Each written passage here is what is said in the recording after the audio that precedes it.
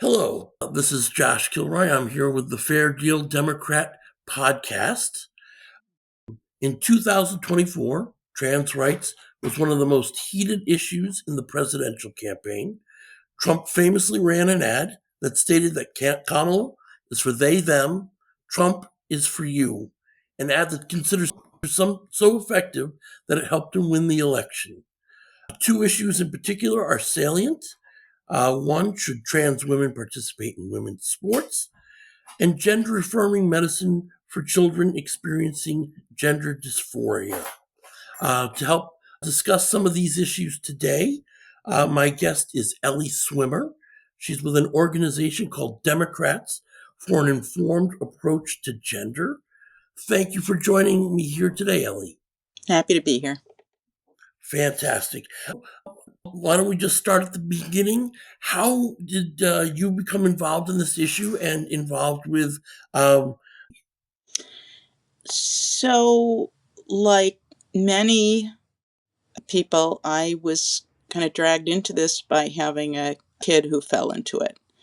And being a lifelong, I took my cues from NPR and our local member station, and the word was affirm.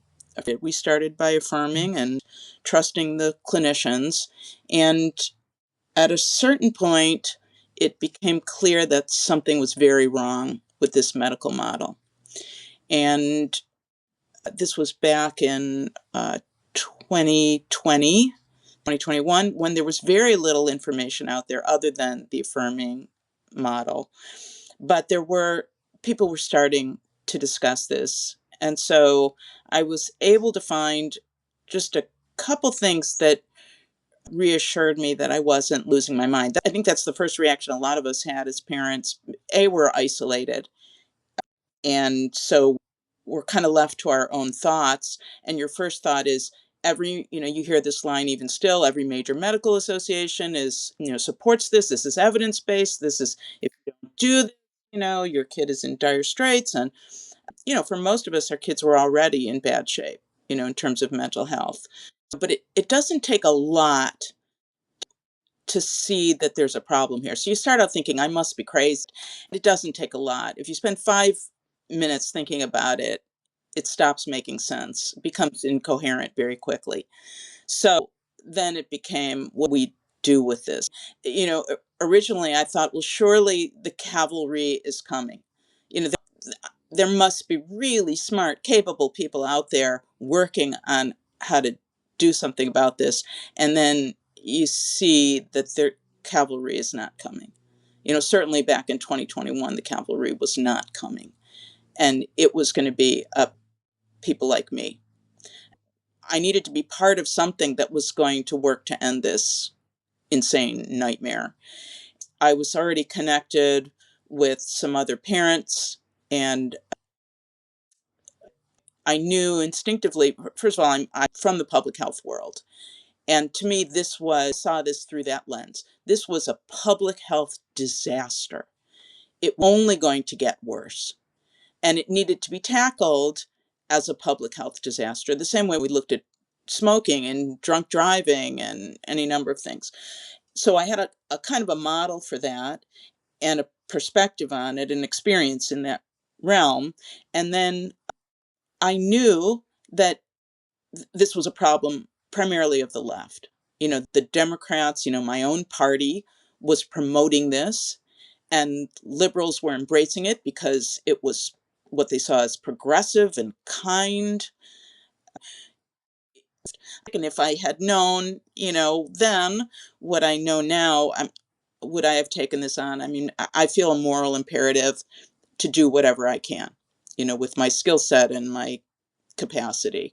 So maybe I would have done it knowing that it was a much harder road to hoe. But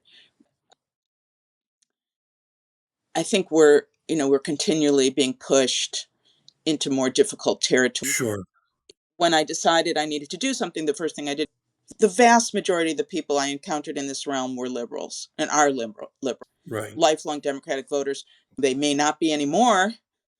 They certainly came from that world like I did. And so we just started strategizing. What does this look like? How do you fight this what does it take? And, we decided a nonprofit is the best way to get organized and get a little Right. bit of power and reach out to more people. It was always about knowing that there were a lot more people like us out there, or people who didn't have a clue, who just needed a bit of information to see Right. what this was really about. So I was naive in that way, because I did think I thought, once people see, this is a communications problem. And once they understand that the evidence doesn't support this, no problem. And then, wow, it was a shocker to find out that evidence doesn't matter, which is Right. really what the deal is. This is not about evidence. So we're operating in a different realm than we thought we'd be. Right. So when did you incorporate Democrats for an informed approach to gender? We had our big public launch in February of 2024. As luckily, we did have some help, because we didn't know what we were doing. I had never started a nonprofit. I had no idea. And Right. most of the people I was working with didn't either, but there were some very helpful people who stepped in and said, well, we'll help you. This is how you file the paperwork. This is what you need to know. This is what you need to do. All right. And so by 2024, Gen Spec had started. Abigail Schreier's book, Irreversible Damage, had been out for a number of years. People like Jamie Reed in Missouri were whistleblowing. So there was perhaps a sense things were coalescing a bit. Yeah, I mean, some of those things. I mean, Gen Spect had been around for a while already, but things were, I felt like we had hit a sweet spot, because stuff was just starting to happen, and it seemed like there were openings in Right. 2024. People hadn't quite dug their heels in yet, but that then happened. Months after we launched, things got much more intense in terms of people committing to their perspective and not moving at all. All right. Let me just quote from the mission statement just to help our listeners get oriented. We're building a movement to shed light on the sexism, homophobia, and medical harms of the gender industry, an industry which now takes in billions of dollars a year, and shift the prevailing narrative around these experimental, dangerous medical practices that comprise gender affirming care, and clear the path for a safer, saner, evidence based response to gender distress. So, just to sort of unpack that and to sort of set the plate for our readers, what is the gender industry, gender affirming care, and how did it come to be so entrenched in the American medical system?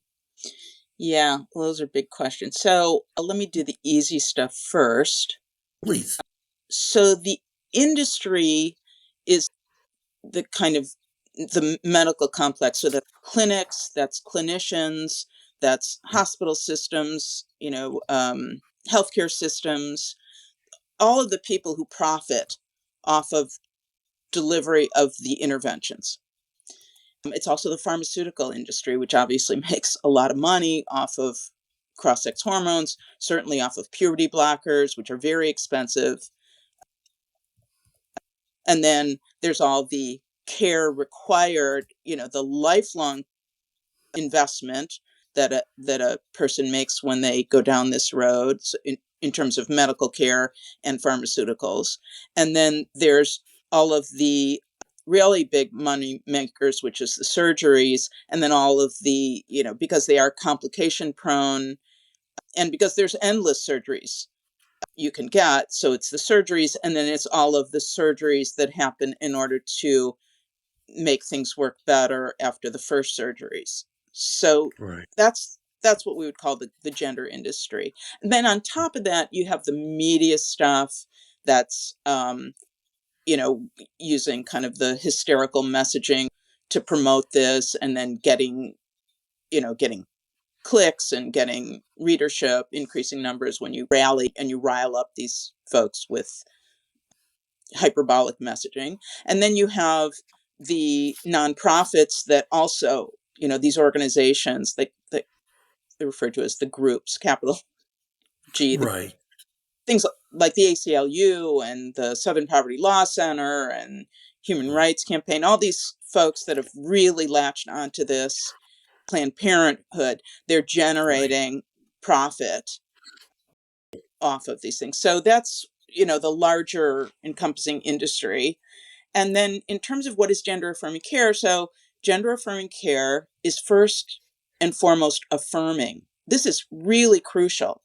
The fact that affirmation is not a small aspect of it. I mean, there's the interventions, there's hormones and puberty blockers, which I'll talk about, but affirmation is really key here. Affirmation means that if you say you are really, if you're a female who is really a man inside, believes themselves, wants the world to interpret them as male, that's it. What you say is reality.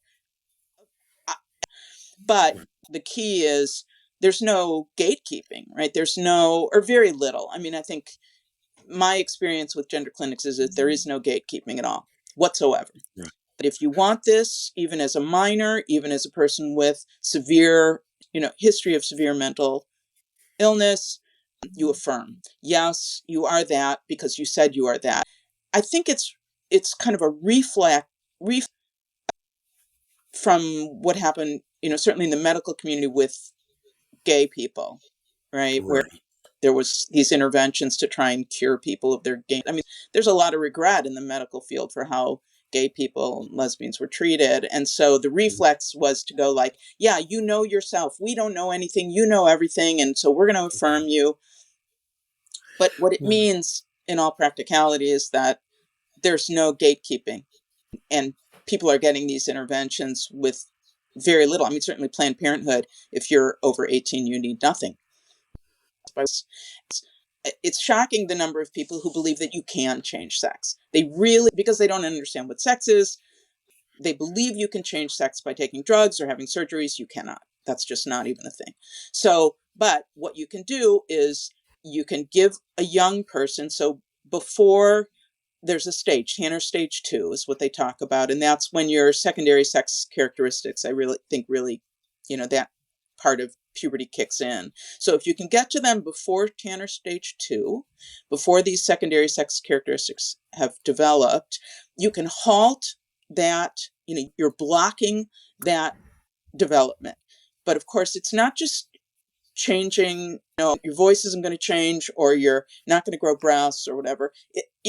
Puberty is poorly understood, complex, timed physiological process that everybody needs to go through in order for their organs to mature, in order for their brain to mature, affects every organ system. And so Right. you're halting this crucial timed process. And the reality is that I think that the data shows that 98%, it's certainly close to 100% of young people who have their puberty blocked move on to cross-sex hormones. Why? Because they do nothing other than stunt your development. And it locks these kids even more. Now they're getting medical treatment. So this has been approved and recommended by a medical team. It has so much weight for these young people. They're on this medical path, crucial life-saving medical pathway, and they must move forward because blockers aren't doing anything. They're just delaying. I think kids get worse because all it does is delay what they ultimately want. And they've been, they're under the belief that this is valid life-saving medical care. Of course they want to move forward. Why would they want to be in limbo? The rest of their peers are moving on. So puberty blockers, do nothing, but they do have side effects. They're not benign. I mean, no drug that's going to interrupt your endocrine development is benign. They're doing nothing for these kids, but they're being given these drugs. And then maybe males will take another drug, prelin, that tamps down their testosterone levels and elevate, then the estrogen is more potent. And then, for females, it's taking testosterone. And what do you wind up with? You do not wind up with a male turning into a female and a female turning into a male. What you wind up is a feminized male. and a masculinized female. That's it. That's all you will ever be. And so that's it. You'll have some Right. secondary sex characteristics. Women will grow a little bit maybe of a beard, maybe not, and males will get these small breasts and maybe some fat deposits. Women, their face shape changes, their voice changes. And then there's other things, like they may get acne, because it changes the skin. Again, it's creating endocrine disorder. So you're taking a perfectly healthy Right. body, you are introducing illness and creating endocrine disorder. And that disorder, it doesn't stop at secondary sex characteristics. Again, these are hormones are incredibly powerful. So now you're causing other problems. So you're increasing your risk of stroke, and dramatically, really. I mean, nobody how often do you see a 23-year-old that has a stroke? But now we have 23-year-olds having strokes because they're taking drugs that are serious and harmful. They're not made for their body. Their body's not, developed to have high doses of these drugs. And so you have autoimmune illness, you have joint pain, you have for women, eventually they'll need a hysterectomy because you have atrophy, you have other like pulmonary thrombosis. I mean, these are not benign things. But if you're a teenager or a young adult and you say, well, you're increasing your risk of stroke, I mean, this is meaningless to young people. But these harms are documented, and we're seeing more of them. So Right. you I have do those want things, and to. then you have the surgeries, which are I can't think of anything, almost anything, as misogynistic as removing the breasts of young women. These are young people who oftentimes have had no sexual experiences. They certainly Right. can't picture what it would be like to someday want to have a child and not be able to breastfeed. Even adults can't really understand Right. how important and meaningful that is. No child is going to understand that. But here they Right. are, giving cosmetic mastectomies to teenagers. Right. And that's all they are, cosmetic mastectomies. This is serious surgery. And it's pointless. They're not going to change their sex. They're just masculinized females. So that, then there's for boys, the first step is to cut off the testicles, to make them into eunuchs, Right. just to stop the testosterone. So, because your testosterone is largely produced in the testes. So they lop those off. So you have I mean, again, it's for what? To feminize a male. This is the purpose of this so-called medical care. And then you have the really monstrous surgeries where they're reconfiguring the genitals, which, as you can imagine, these are healthy, functioning, important systems that they're reconfiguring. It will never function in the way that real, reproductive system and genital urinary system functions. It appears to be true that if you are a male and you have started on puberty blockers before Tanner stage 2, and then you go to cross-sex hormones, your reproductive system will never develop correctly and you will be sterile. But I mean, the reason we say these are experimental is because nobody knows. I mean, Right. nobody knows whether or not these kids will ever be able to have children or have full sexual function. No, nobody knows any of this because there's no data on it. Nobody's collecting this Right. data. If they are, it's too early. I mean, it's going to take a decade to really see what this does to young people. And some are choosing to have hysterectomies as young adults because that will make them male and they don't think they'll ever want kids. So you have doctors who are performing hysterectomies and cosmetic mastectomies on young girls, young women, and those obviously they're sterile. They will never bear kids. And then there's the question of sexual function. What happens to a male who's on estrogen from a younger age, even if they're not sterile, they may not Right. have full sexual function. So I do want to just go back and sort of underscore how recent and revolutionary all this is. Gender dysphoria has obviously been around a long time. It was quite rare until 20 years ago, um, and starting in the early 2000, right after 2010, 2012, in that period, there was an explosion of new cases. And interestingly, the traditional pattern of gender dysphoria was reversed. Historically, most gender dysphoria had been boys, men who wanted to be women, and then we saw that reverse over the course of the 2010s, and now it's a majority girls, women who want to become males. But the Dutch protocol, which is where this gender affirming care originates, was originally designed to improve adult outcomes, right?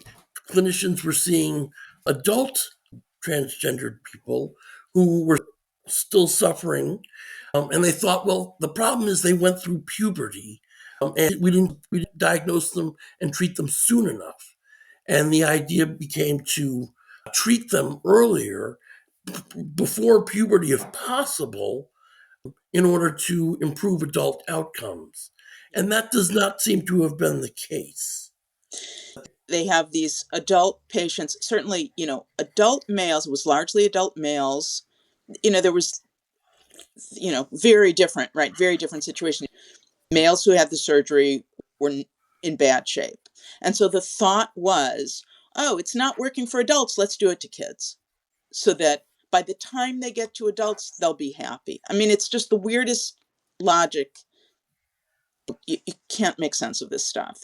So they had a rigorous screening process, although I think, if not all, like practically all those kids turned out to be same sex, they would have grown up into gay and lesbian adults. Right.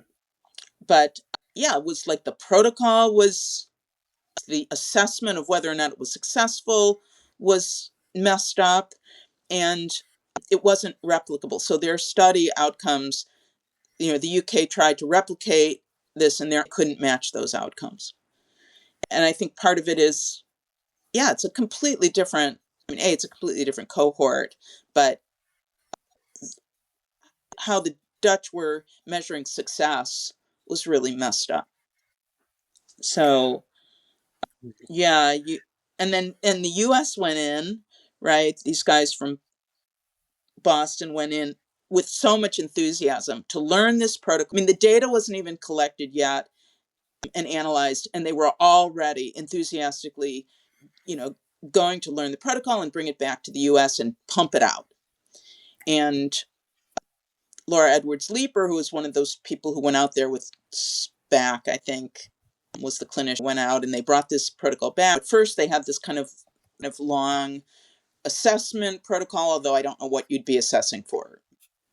It's just nonsense anyways, but at least they had this kind of protracted dumb process. And then it got shortened and shortened and shortened until it was just a couple hours. So yeah, it has the US has taken it and made it more monstrous than they could have, the Dutch probably could have ever imagined when this stuff was launching. Right.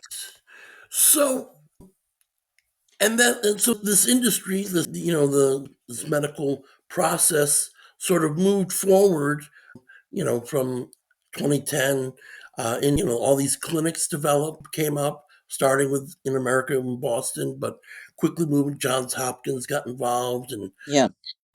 UCLA, I believe, had one, and there are many of them. Planned Parenthood Yep. became one of the biggest providers Yep. of these services. So, what, just in terms of your organization, you got involved, you found other parents. What is the process? What's the strategy for moving forward? Is it education? Is it political lobbying? What is the strategy for changing the situation? So as I said, I always kind of a public health messaging issue. We needed to. We're kind of an educational organization to a certain extent, raising awareness, right? That's what we're about, raising awareness. And so we have a number of different outlets for information. Some are in progress, some are future plans, some are just, kind of, some are things we did from the outside. And our strategies have had to shift as the political realm has shifted and as we see what works and what doesn't work.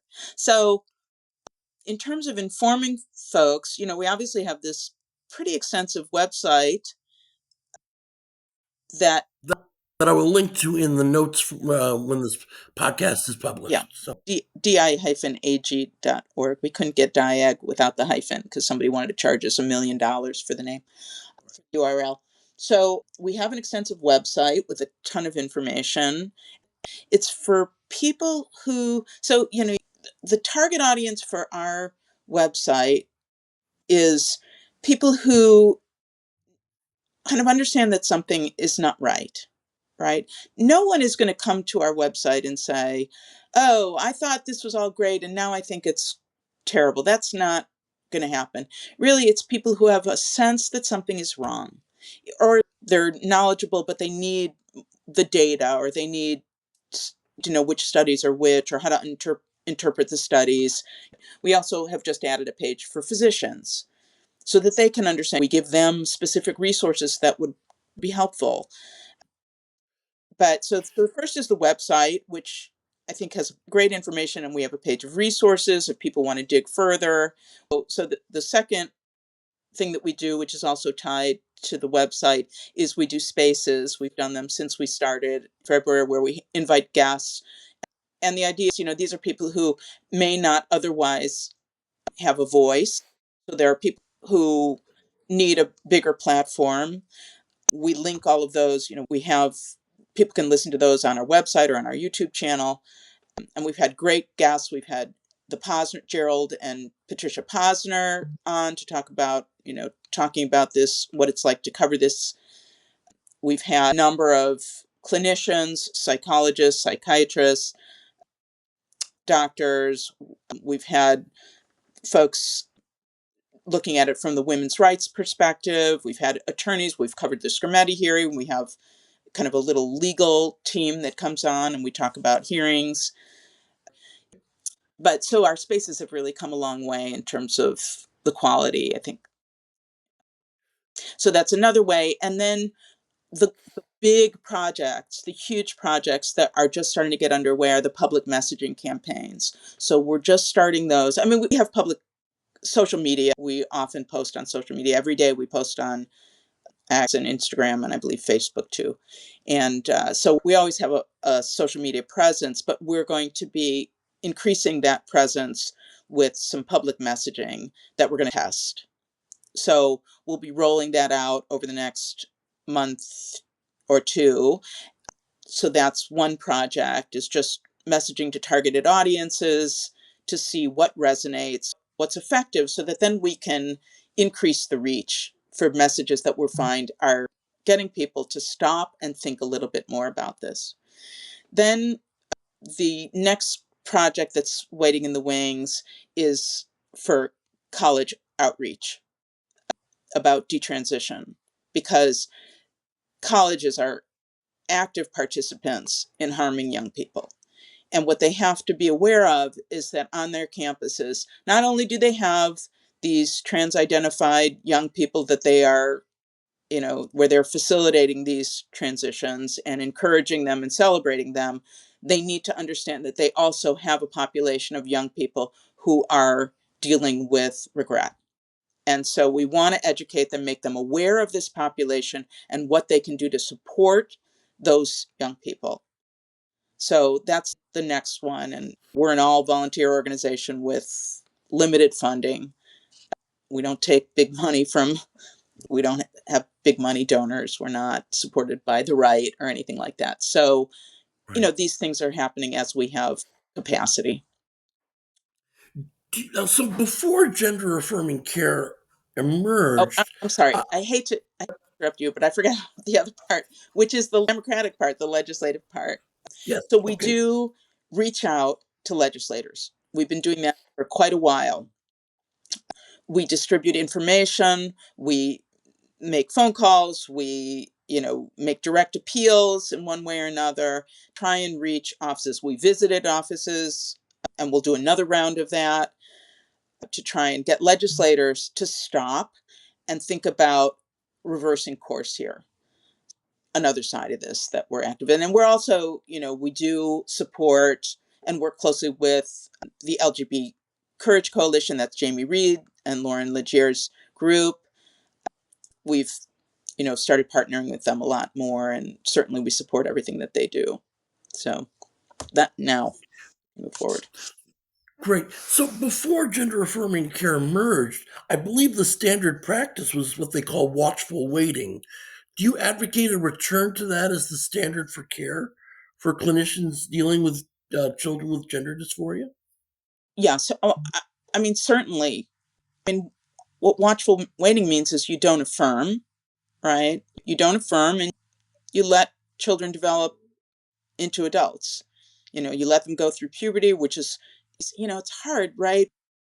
But certainly medical interventions that do nothing but introduce harm and some, as far as we know, temporary euphoria or positive feelings. We don't know, right? We don't have the data to say this is going to cause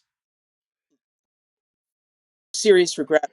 What percentage? We don't know. But you have to be precautionary. You have to, these children, you have to take a precautionary approach. So certainly for young people, I mean, why would, like, the idea that you would indulge a delusion and propagate a lie that somehow wanting to be the opposite sex is an attainable goal, like, no, that's not something anybody should ever do. You shouldn't lie to children. So, but why would we medicalize any of this? Right. What is the point of the medicalization? I don't think people are taking a good hard look at that, or what the repercussions are and the benefits. Everything we've seen is that the costs currently outweigh the benefits.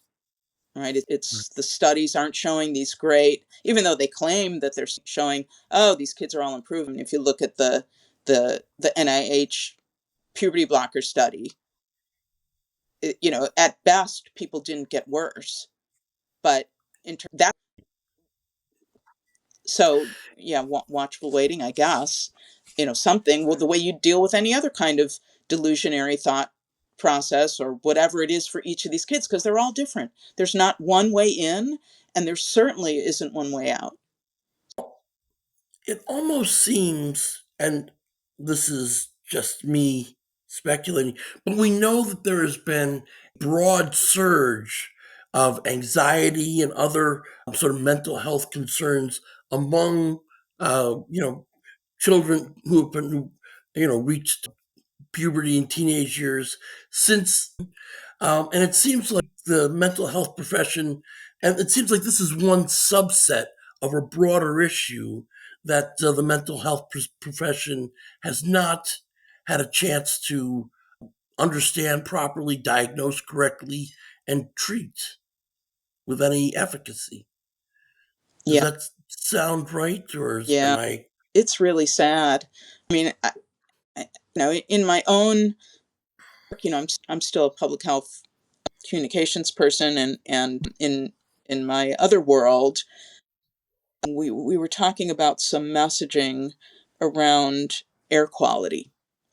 And there's these air quality alerts that you can get if you're tuned into, and if you're in an area where there's varying air quality, either because of industry or because of you know wildfires or whatever it is, it might be the kind of thing that it makes sense to check your air quality. But the idea, young people, and this is, this thing you put out, so okay, the air quality, there's 5 different categories of air quality, and one is good and one is not so good, and one is like not safe for marginalized population, people who have asthma, say, and so whatever, there's these different things. Do you present this to a kid and say, oh, you may want to check the air quality in the morning before you go out to find out, what the situation is? Well, 99% of the time your air quality is going to be fine. But to a kid who sees five different types of air quality, they have no way of discerning. They all appear equal, like kind of air quality Russian roulette. I could walk out the door and it could be toxic. I could walk out the door and it could be fine. Or if I have asthma, I should worry, whatever it is. But that kind of anxiety that you're creating, that's just one tiny example. I've seen this in other young people, just extreme anxiety about climate change. They have no context for this, right? Right. It's just emergency. We can't fix it. The earth is dying. I mean, kids are absorbing these messages without context, and it is really traumatizing them. Right. You have that aspect, and then you have the social media aspect, which, I mean, I don't know how kids survive this stuff. Everybody's life is perfect. Right. Everybody is happier than you, better gestured than you, more outgoing than you, more self-confident than you, better looking than you, have more friends than you, more active than you, more accomplished. Comparisons that tell them that they will never be good enough. They'll never be Right. the one. They'll always be mediocre. I know a young kid who wanted to be a YouTube star. Okay, this was his goal. And by 19, he thought he was a failure. Of not just Right. not failing in YouTube, but a failure, a lifelong failure. He went to some very dark places. Right. And that's what it does to kids.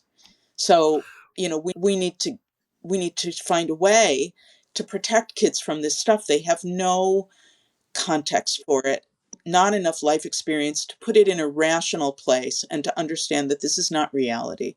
That's why for a lot of the young women, when you talk to, well, why did they transition? It's because they never thought that they were female enough. They could never attain the standards of femininity that were required. That's a tragedy. And just to go back to your mission statement, one of the beliefs is we believe there is no wrong way to be a boy or girl. And I think, people are, particularly at that age, are responding to, like you say, stereotype and images, and they think they're doing it wrong. And really, the affirmation they perhaps should be receiving is you're doing it right, even if it feels uncomfortable at the moment. I Something mean, like that. when I was, I don't want to date myself too much, but when I was a kid, teen even, the message, I remember the messaging, certainly for, gay kids, was it gets better, right? That was Right, always a thing, gets better. But also free to be you and me, that you could be anything. Girls could be an astronaut if they want, or a firefighter. I mean, that was the messaging, was that right, we didn't have to follow these rigid, regressive stereotypes. We could do anything. right, And now, and this brings me to this, we did this thing. I mean, it brings me to two things. First of all, this idea of assessment. Oh, well, if we had better the problem is there's not enough assessment of these kids. And I just think, what are you assessing for?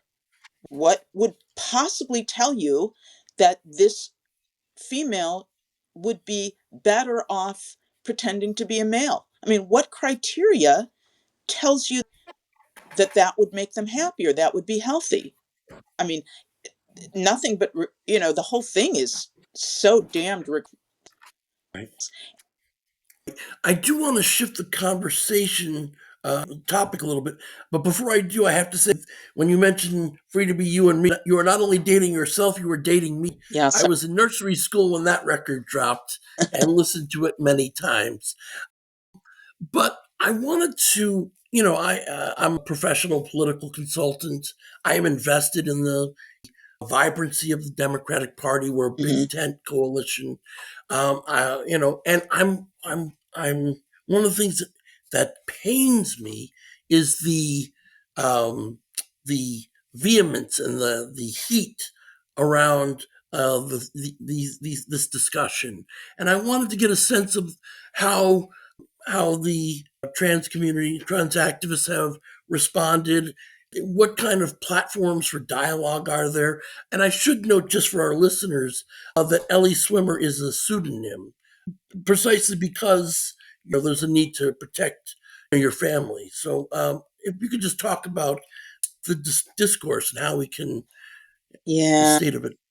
it's really a tragedy, you know. Um, People are saying, "Oh, the tide's turning, the tide's turning. Now we can say this," but you know, we still can't really, because these people are dangerous. Quite frankly, that a lot of these people are really, really not well, and they're dangerous. They will destroy families. They'll try and destroy your livelihood. I mean, we've seen it so many times with folks, and so it's not safe, and you can see how terrified the Democrats are. I mean, some of the Democrats, there's no excuse. I mean, I think that you have a moral obligation. There's a moral imperative to speak the truth, and even if it means that you don't win your election, but maybe you will win your election if you spoke the truth instead of Right, lying. But we need people who can be brave, people who aren't at risk of losing everything. right. So we need those people to step up. But you can see the party, if you speak out even a little, you get the smack on the nose, right, with the rolled up newspaper for stepping out of line. Congressman Seth Moulton last year after the election said something about how he doesn't want his daughters competing against Yep, biological males. He lost staffers over that yep. remark. Lost staffers. And do you see him coming up? He voted in Right, lockstep with everybody right. else on these ridiculous bills. There was a debate in the Virginia's governor's race Yeah. last week. Did Oof. you see? And Abigail Spanberger was Yeah. asked straight up on this issue, Yep. Yep. and she twice just gave a ridiculous word Yep. salad. But what's to your point? Like, it's not telling the truth that's unpopular. These are 80-20 issues. I mean, it's dumbfounding. It makes no sense. And I think that's what, for me, that's kind of terrifying, because the idea, maybe I mean, I don't think any of us understands when they know that it is an 80-20 issue and they still support it. Why? What? How much power is behind the the trans trans narrative, right? What's pushing them? Because it's one thing if it was, well, I need to stay in power because then I could moderate things from, but we're not seeing that happening.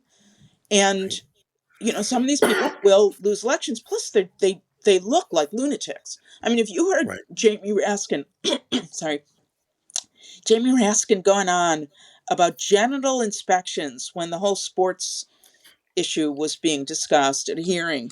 I mean, he looks like a lunatic. I mean, honestly, we all know that that's not the case, that it's cheek swabs at most, and that it's necessary to protect the rights and dignity and opportunities for girls and young women. I mean, it's necessary.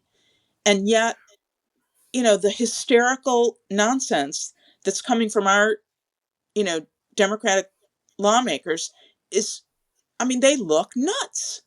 So why do they really? I mean, some of them truly believe it. Some of them have kids or close relatives that they feel that they have to do this. I don't know. It just seems unconscionable to me.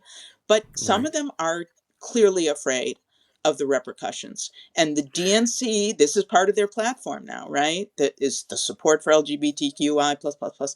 That's on their platform, and they just seem unable and unwilling to move on this. Now, word is that there are these, there's this heated debate within the party, and I'm sure there are people who are like, can we just cut this loose? Cut this loose is like the people who say, well, let's just not talk about it much. I think that's one of the solutions. We're just going to stop talking. And any Republican who's opposing them is not going to let them get away without talking about it. And we saw, yeah, Spamberger with her, oh my God, that nonsense where she can't answer the question, which we see time and time again because it's an incoherent ideology and there is no rational supportive answer for it. So there's always going to be this kind of blithering idiot nonsense. And, you know, I don't know how people think that it's going to ever, that this is an adequate solution, just to hope that nobody talks to you about it. Well, you mentioned earlier, I mean, there is significant momentum for, you know, the sort of gender realist position, I guess it's what you would call it. Gender critical, I guess, is the best term. You had the Scrimeti Yeah. decision. I believe 21 gender clinics have closed this year. The New York Times is even publishing articles. They had a whole podcast that was sort of somewhat critical.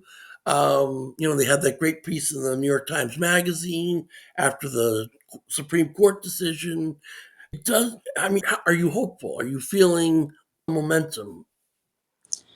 Uh, no. I wish I could say yes, but no. I mean, for a number of reasons. First of all, the clinics closing, what it means is that they will shift, those people will shift to private clinics that aren't dependent upon federal funding. Right. And they're not going to stop. These folks, true believers, and they will not stop. They will not stop.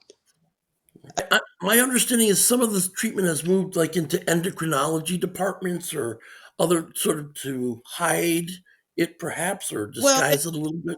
that's the Medicaid fraud part of it, right? Because Okay. that's where these folks are getting into trouble, and they will get in serious trouble because they're falsifying the codes, right? They're just lying about what the problem is so that there's coverage. But people will go to jail for that. People can go to jail for Medicaid fraud. Right. So that monkey business will happen till enough clinicians are suffer the penalties of that. But the other clinics, Joanne Olson Kennedy just shifted some other clinic. She'll merrily continue to do her damage from someplace else.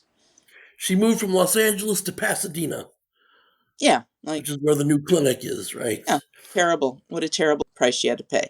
No, they're not going to stop. And so that aspect of it, no, I mean, if it makes it a little harder, but again, it's the psychology behind it. What in terms of the medical stuff, no, I don't see that. And I honestly feel like clinicians who participate in this should lose their license. All of them, every single one. I think if you cannot distinguish between care and harm, that you should lose your license. You're not fit to do this kind of work. I mean, one of the things, is presenting an alternative story. The story that gender affirming care has is a powerful story, particularly for a parent, dealing with a gender dysphoric child. Might the increased visibility of detransitioners and some sort of advanced mental health treatment provide a better story, that's a positive story rather than merely, this is a nightmare for, a medical nightmare or it's a medical scan action. Like, is there a positive story? Are you hopeful about the increased visibility of detransitioners? Let me just ask that. I think personal stories help. They always help.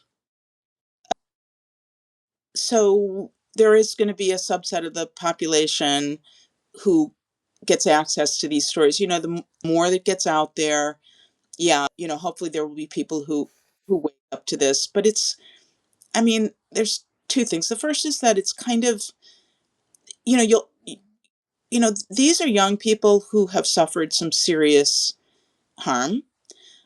Some of them are not mentally in a position to be crusaders for their cause.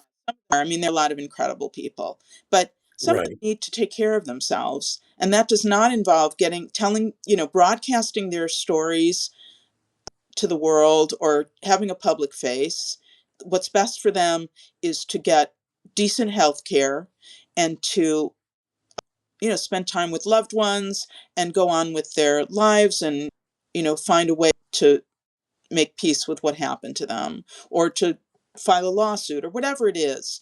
But the expectation that all these young people who suffered are going to, proudly tell their stories. I mean, there's shame involved, the feeling that, been had, or feeling that they should have known better, or anger over why didn't someone stop them. I mean, these are extremely complex realities that these young people have to deal with. And I personally feel very conflicted about having them feel that the weight of ending this scandal is on them and their willingness to expose their medical history to the world. There are people who can and have done it, and we're thankful. We're certainly thankful for them. But to expect this from a large number of these people, I mean, they don't even go back and tell their doctors, right?